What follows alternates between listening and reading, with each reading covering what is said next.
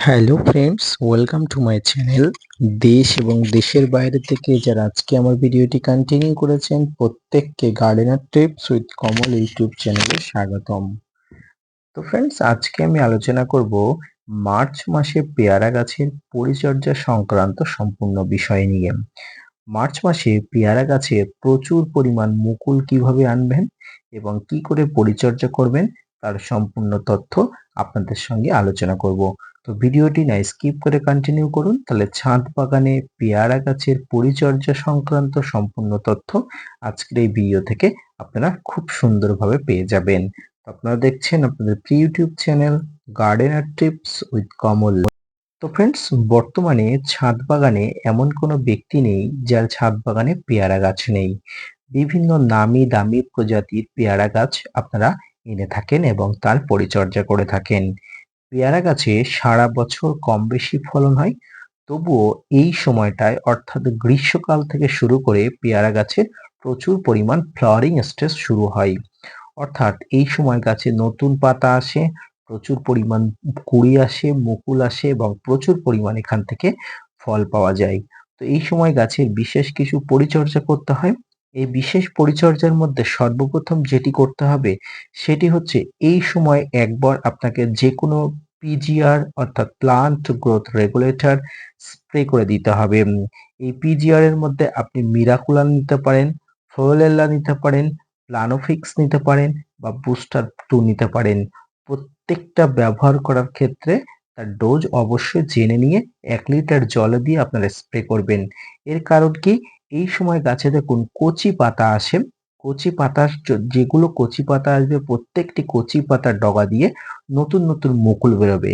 আর এই মুকুলগুলো যাতে সব একসঙ্গে বার হয়ে যায়, এই জন্য এই সময় একটি ভালো মানের পিজিআর আপনাকে স্প্রে করে দিতে হবে। এই পিজিআর গুলো স্প্রে করলে গাছের সমস্ত মুকুলগুলো একসঙ্গে বেরিয়ে আসবে এবং গাছে ভালো ফ্লাওয়ার আপনারা পাবেন। দ্বিতীয়ত, এই সময় যেটি আপনারা অবশ্যই নজর রাখবেন সেটি হচ্ছে গাছের গোড়াতে জলের ব্যবহার, অর্থাৎ গাছের গোড়াটা এই সময় যেন সবসময় খটখটে না থাকে। যেহেতু গাছে নতুন কচি ডাল আসছে, পাতা আসছে, সেই সঙ্গে মুকুল আসছে, সেই জন্য গাছের গোড়াতে আপনারা প্রচন্ড গরমের সময়, যেহেতু এই সময় গরম শুরু হচ্ছে, প্রচুর পরিমাণ জল দেবেন।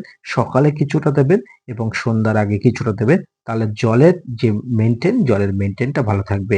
দেখুন এই সময় যে কচি পাতা আসছে, এই কচি পাতার ডগা দিয়ে যে মুকুলগুলো আসছে, এই মুকুলগুলো আক্রমণ করার জন্য বিভিন্ন ধরনের শোষক পোকা, বিভিন্ন ধরনের হপার পোকা, পাতা খাওয়া পোকার আক্রমণ ঘটে। তাই এই সময় একবার ফাঙ্গিসাইড এবং কীটনাশক আপনাকে স্প্রে করতে হবে। এই ফাঙ্গিসাইড এবং কীটনাশকের মধ্যে আপনারা যেটি ব্যবহার করতে পারেন আলফামেট্রিন 10% ইসি কম্পোজিশনের যে কোনো ধরনের কীটনাশক বা ডাইমার্টের 30% কম্পোজিশনের যে কোনো কীটনাশক আপনারা ব্যবহার করতে পারেন। এবং ফাঙ্গিসাইডের মধ্যে আপনারা সাব, ব্যাবিস্টিন, রিডোমিন গোল্ড যে কোনো ধরনের ফাঙ্গিসাইড ব্যবহার করতে পারেন। কীটনাশক এবং ফাঙ্গিসাইডের প্রয়োগের ব্যবহার বিধি জেনে অবশ্যই প্রয়োগ করবেন। কীটনাশক এবং ফাঙ্গিসাইড আপনারা সুবিধার্থে একসঙ্গে ব্যবহার করতে পারেন, কোনো অসুবিধা নেই। এর পাশাপাশি এই সময় প্রচন্ড সূর্যালোকের তাপে গাছের কচি পাতাগুলো পুড়ে যেতে পারে।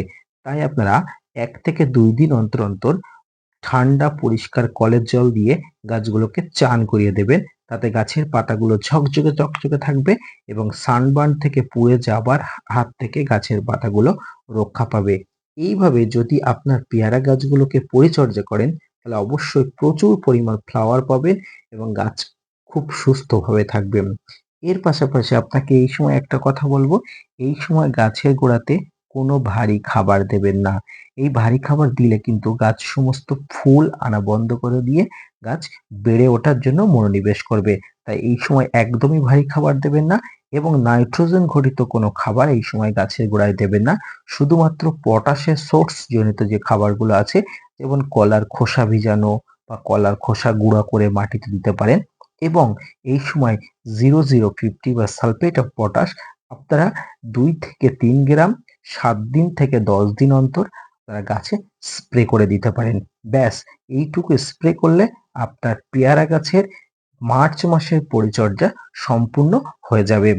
এইভাবে পরিচর্যা করতে থাকুন, দেখবেন আপনার কাছে যে ধরনের যত প্রজাতির পেয়ারা থাকুক না কেন, প্রত্যেক প্রজাতির পেয়ারা গাছে প্রচুর পরিমাণ ফ্লাওয়ার আসবে, পাশাপাশি প্রচুর পরিমাণ ফল এখান থেকে পাবেন।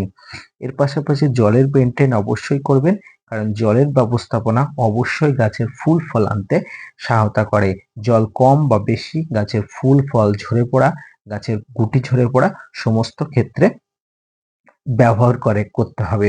তো ফ্রেন্ডস, আজকের এই ভিডিওটি কেমন লাগলো অবশ্যই লাইক, কমেন্ট, শেয়ার এবং সাবস্ক্রাইব করে জানাবেন। পাশাপাশি gardener tips with Kamal YouTube চ্যানেলকে সাবস্ক্রাইব করবেন। আপনাদের জন্য প্রতিনিয়ত ভিডিও বানাই, তাই আপনারা যদি মোটিভেট করেন ভিডিও বানাতে আগ্রহী হবে এবং নতুন নতুন ভিডিও বানাতে উৎসাহ হয়। এই সময় গাছের গোড়াতে জল দেখে দেখে মেপে মেপে দেবেন। গাছের গোড়াটা যেন ভিজে ভিজে থাকে, নরম থাকে, অবশ্যই দেখে দেখে দেবেন। তো আজকের ভিডিওটি এই পর্যন্ত। দেখা হচ্ছে পরবর্তী কোনো ভিডিও নিয়ে। ততক্ষণ সঙ্গে থাকবেন।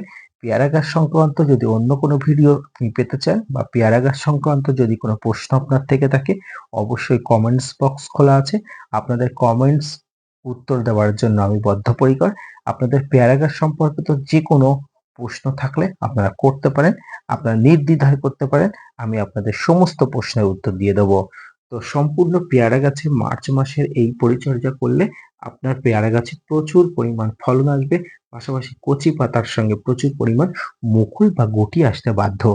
এই পরিচর্যা করুন এবং পাশাপাশি এই সময় গাছের গোড়াতে মালচিং করবেন, কারণ টবের মাটি খুব অল্প পরিমাণে থাকে। এই সময় টবের মাটি শুকিয়ে যাওয়ার সম্ভাবনা থাকে। এই পরিচর্যাটি করুন, আপনার পেয়ারা গাছ সুস্থ সবল থাকবে। ধন্যবাদ।